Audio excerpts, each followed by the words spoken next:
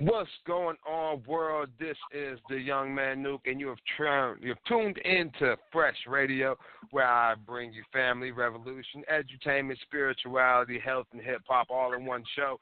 And this Sunday evening, I got the opportunity to be blessed with the presence of author who has written a book, and they wanted to come to the show and share with us this information on this book and give it to us straight raw, like how we normally do it. So without any further ado, Phillip Gilliam, are you out there, sir? Well, first, Nuke, I'd like to really thank you for giving me an opportunity to come on here and share with you and share with the rest of your fandom. My name is Phil Gilliam. I am the author of the crime novel Black Leather Apron. It's available at pgilliam.com. That's pgilliam.com. It's a hard-nosed crime story. Basically, Black Leather Apron is a gritty little crime story with Detective John Talion pitting himself against a vicious serial killer who's murdering, raping, and disemboweling his way through the streets of Baltimore. I am basically an engineer by trade and an inventor by trade, but I've been a crime buff since I was about 15. And basically, I wrote a story that I would pay $10 to go and see in the movies. I am basically, that's basically it. So if it wasn't good enough to get me in a movie seat, then it's not going to be in this book. It is not a crime. It is not a kid's book. It's basically a erotic crime story, but not gratuitously. It's just a hard-nosed crime story. What I'd like to do is to give you guys a little taste of what it is, just giving you a short synopsis. Do it real quick so we can move on to questions or any kind of other thoughts that might be flowing after I read the little synopsis. And here we go. Yeah, man. John Talion. Yeah. John Talion, ex-homicide detective turned down on his luck private eye, stumbles upon the grisly murder of Sharon Bowling, the daughter of one of Baltimore's most prominent and connected families.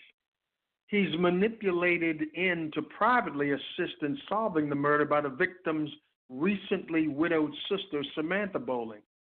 Reluctant at first, Talion has no choice but to accept the $15,000 Samantha offers for his assistance, unsure if he's being paid to catch or kill the murderer. Immersed in his own lust, Samantha's stunning beauty and base sensuality, Talion wants to solve the case as much as he wants to bend her over. The initial murder turns into 2, then 3, all accompanied by the same gruesome signature and cryptic messages. Talion finds a possible connection in the book entitled The Mind of Jack the Ripper. Then everything starts to make perfect sense. What follows is a suffocating tale of murder, greed, lust, revenge, and insanity, with the ultimate motive being orchestrated from an unlikely source for reasons as diabolical as the method in which it was executed. Black Leather Apron, a hard-nosed crime story. Wow. How you like that, Nuke? Okay. Man, look, Phil, I'm gonna tell you like this.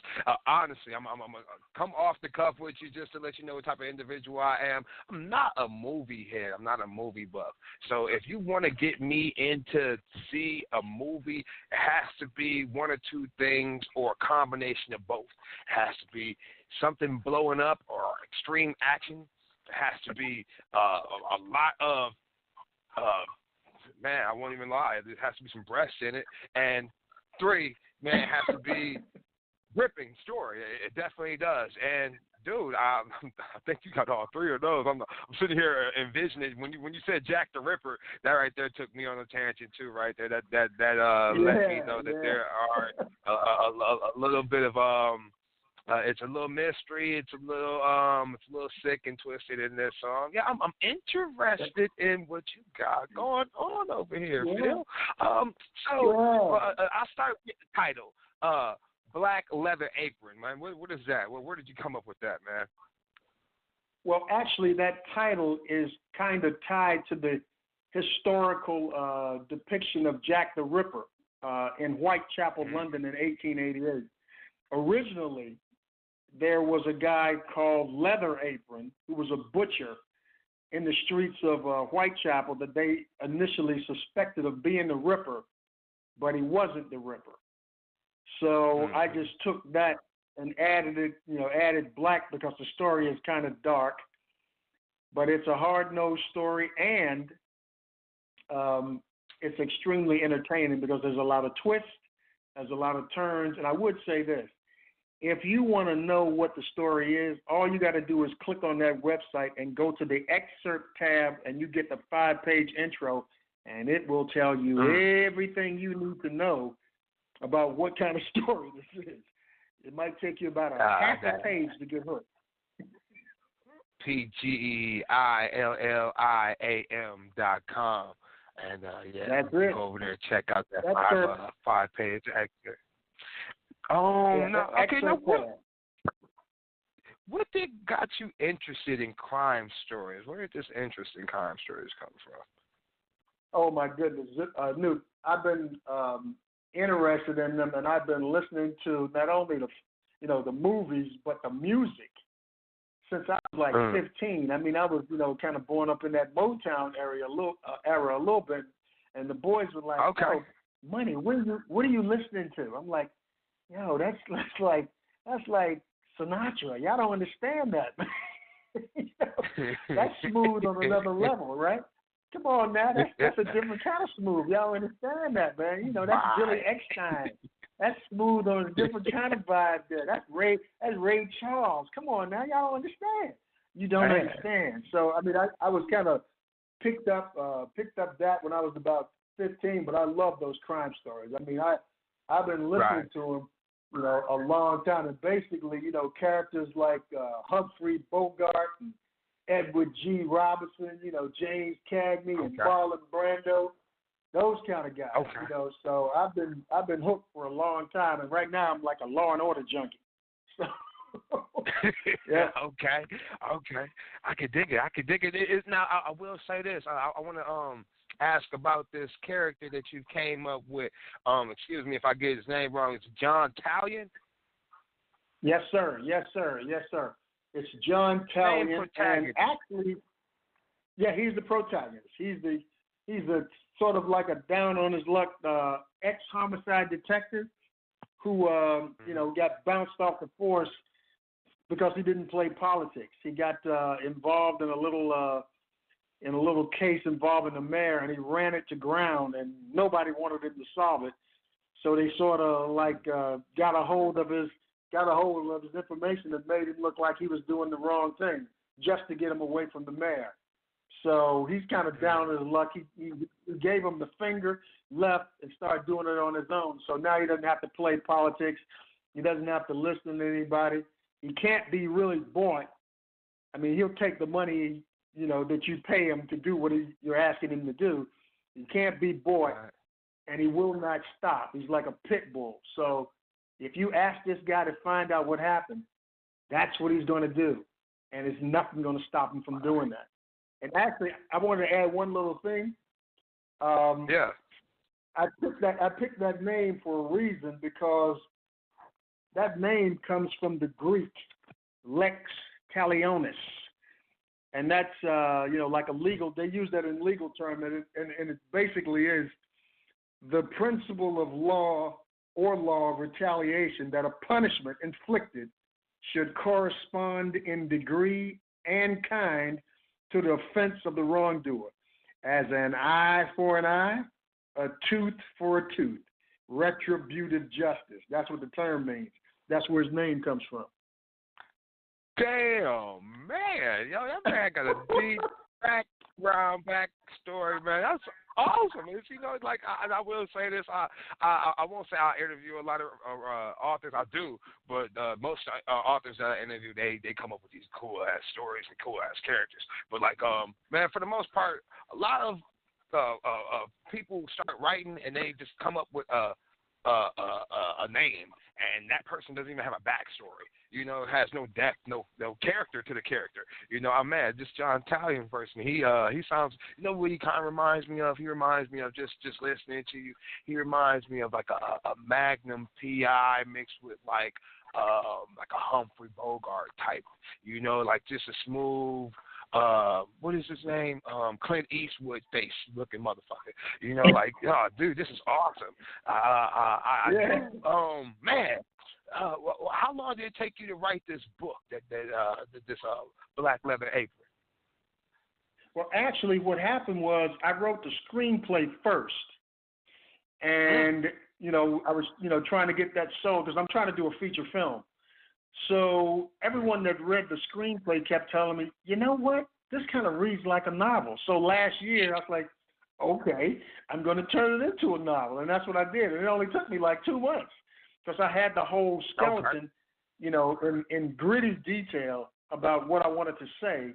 So once I transferred that from, the screen version to the novel version, it was easy. And you can check the reviews on the website. People love it. And let me just say this one thing, and let me shout out Black women right now. Yeah. Because it's Black women that are eating it up. Okay? It's Black women that are really... They are really the foundation for the customer base. I mean, brothers have purchased it too, but I'm just saying that Black women, I need to give them a shout right now because they have really been real good to us.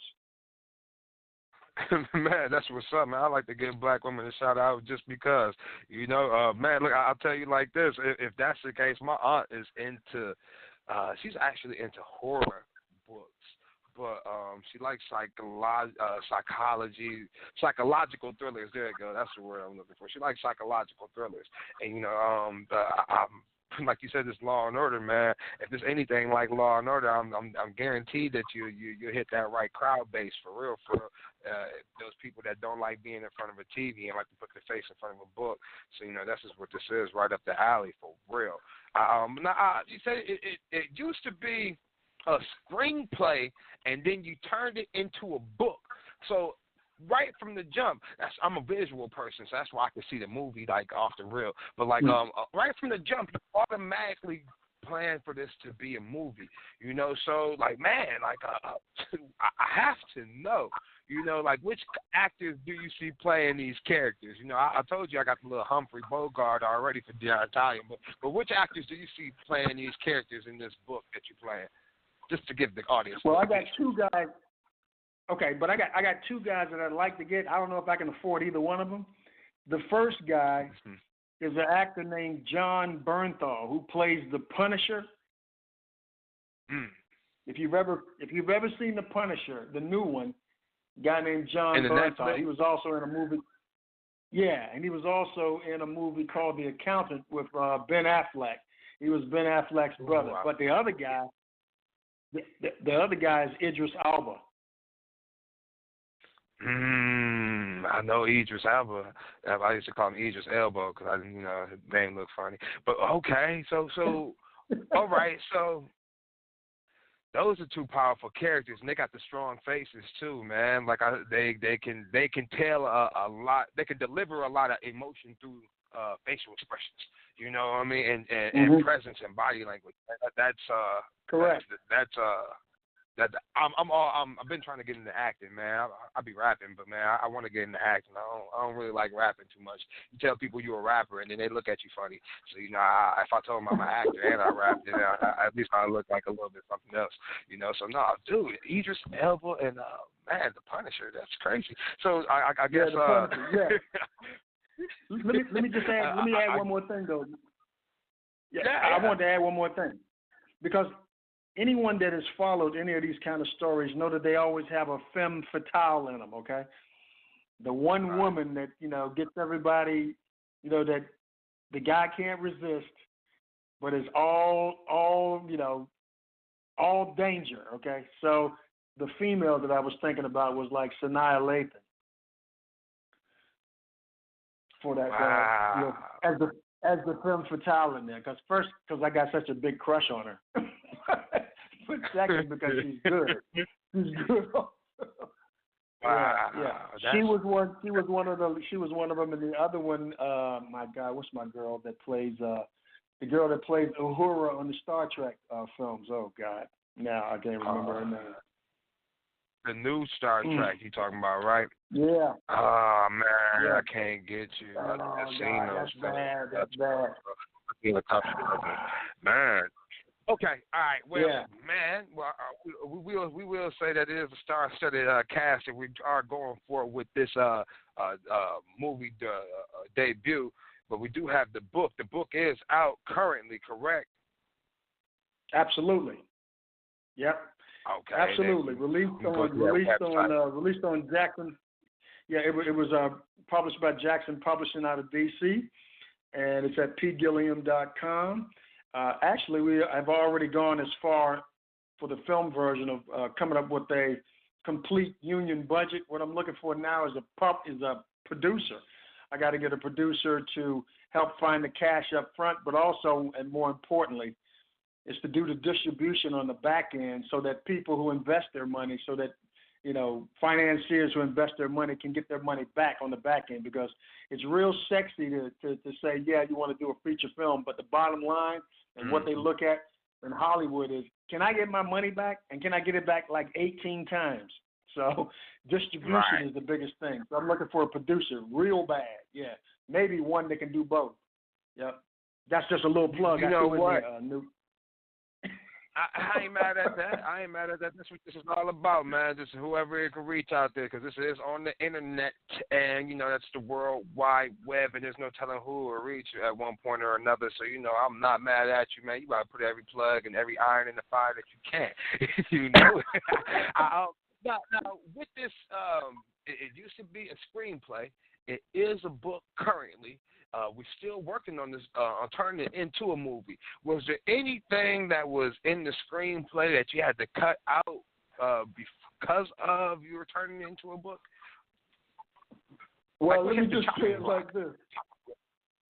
Let me just say it like this. I took exactly what was in the screenplay and took it to the novel. Because here's the way I look at it. There isn't anything in this book or would be in a movie that isn't happening in reality, okay? You got real serial killers out there.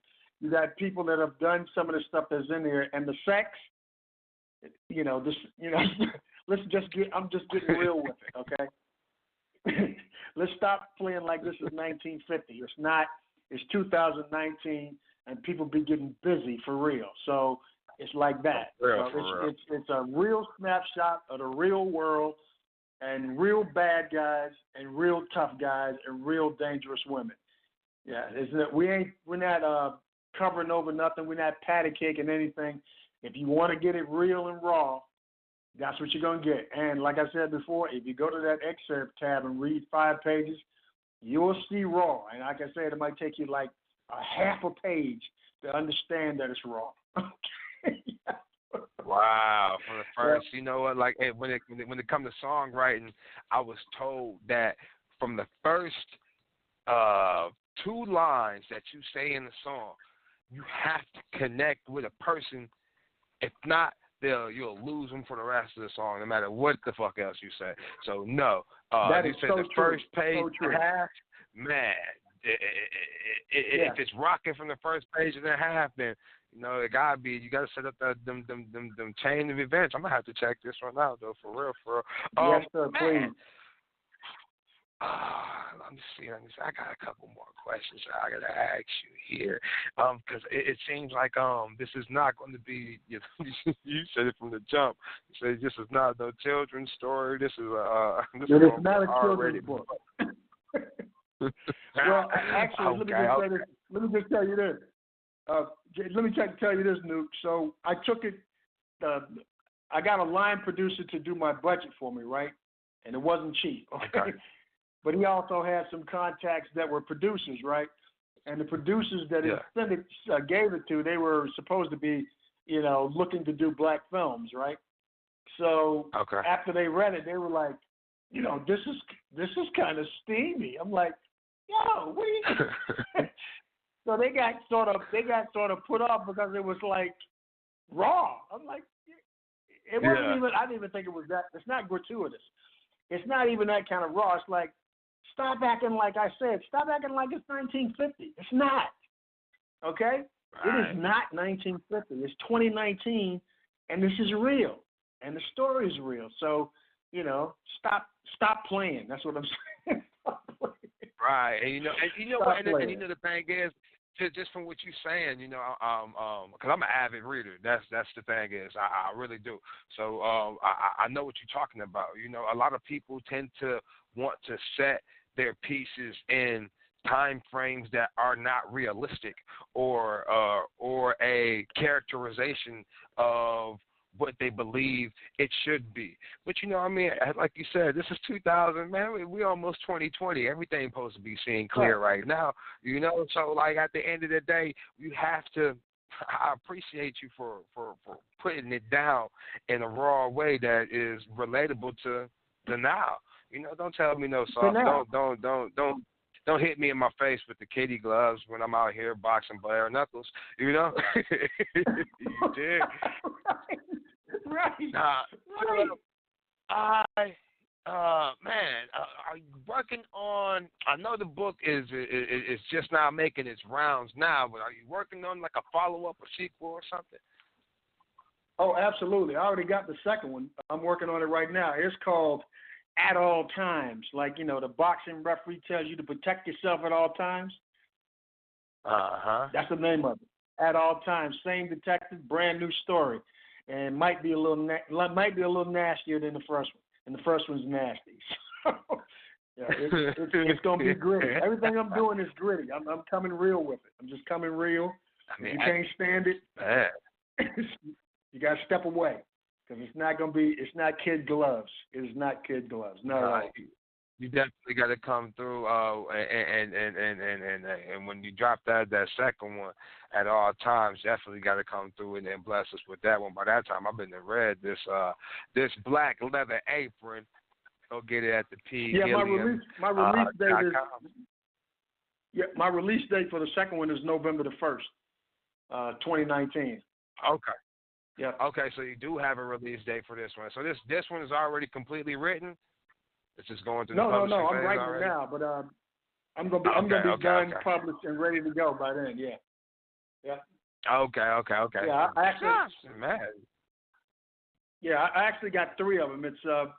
I have three of them in my mind for the same detective: Black Leather Apron, At All Times, and a last one called Vengeance Is Mine. Same detective. So I'm going to 3-piece. Okay. To start with. Yep.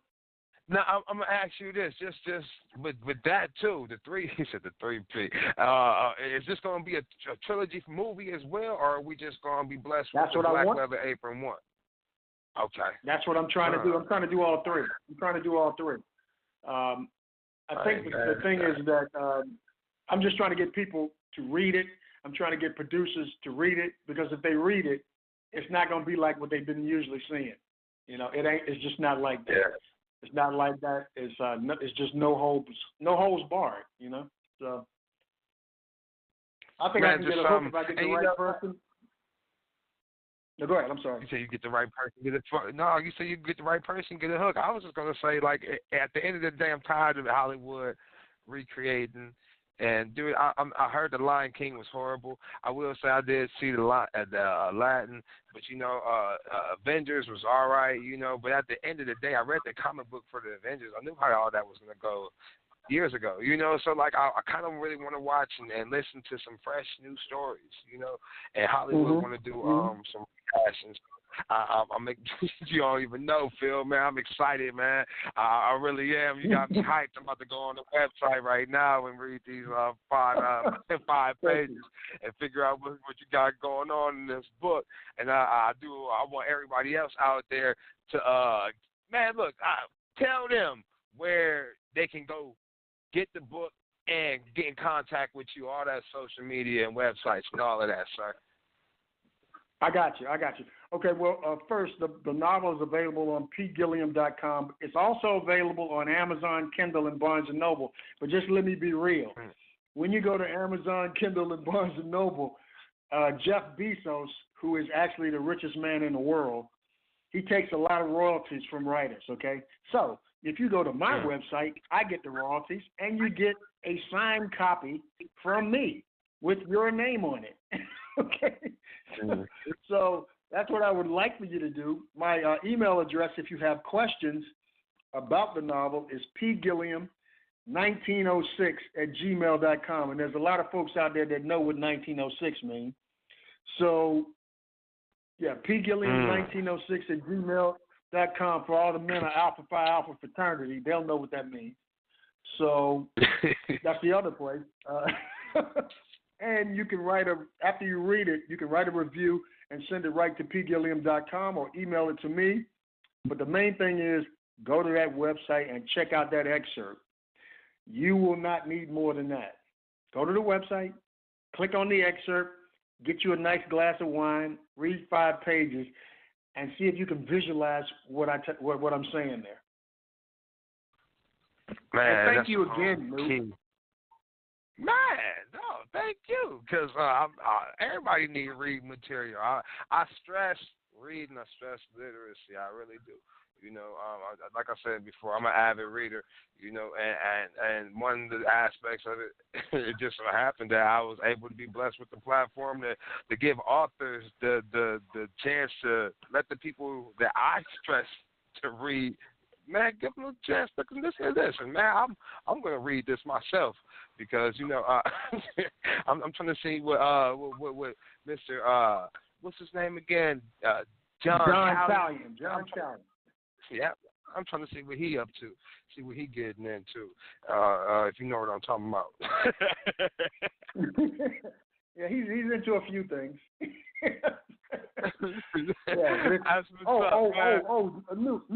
Nuke, I forgot to tell you one thing, okay? I told you who the protagonist is, you know, either Bernthal or either Idris Elba. I told you who my femme fatale was. I'd like to get Sanaa Lathan. Right. But the bad guy, the serial killer, is a guy named Jason Momoa that played Aquaman. The guy that plays Aquaman. Wow. Okay, yeah. I seen that. I seen Aquaman do. Yeah. Wow, he would be the Jack the Ripper style killer. Wow, yeah, that's right. Pretty. What's the word I'm looking for? It's gonna be gritty. It'll be gritty. Oh, okay. Yeah, those are the guys I want. And you know what? Yeah. And this is what you do this is for my audience, especially my audience. Visualize them people he just told you when you read this book. You know, that way it'll make this book a little bit more theatrical for you, for all of those people that have that mind frame for it. You know, man, Phil, man, I appreciate you starting through Fresh Radio today, speaking to me and the audience, man, and sharing your book, Black Leather Apron. And tell them one more time where they can go get it at. It's pgilliam.com, pgilliam.com. And my company is Phillip Noir. Instead of Film Noir, it's Phillip Noir, LLC. But it's pgilliam.com. Go to that excerpt tab and get your free 5 pages right now. It won't cost you a dime. But it will take some time, though. It will send you to a place you ain't been. Man, that's what's up, Phil.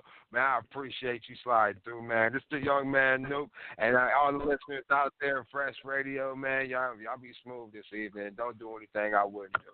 Man, peace. Thanks again, bro. Yes, sir.